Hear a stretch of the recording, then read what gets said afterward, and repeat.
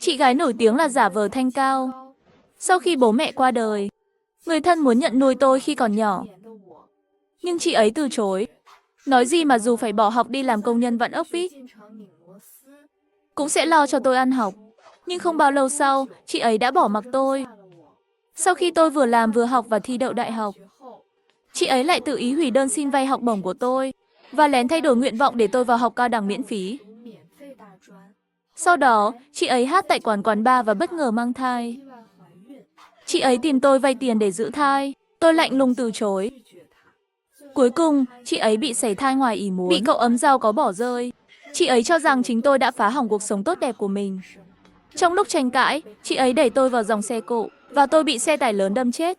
Mở mắt ra lần nữa, tôi trở về ngày cô út định nhận nuôi tôi. Giống như kiếp trước, chị gái vẫn chọn từ chối một cách đầy chính nghĩa.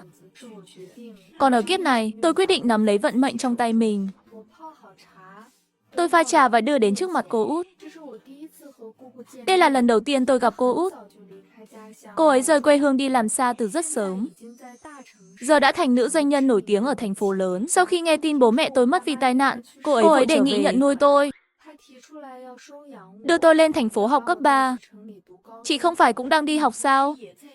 Làm sao có thể vừa đi làm vừa nuôi em gái? Cùng lắm thì tôi nghỉ học đi làm thôi.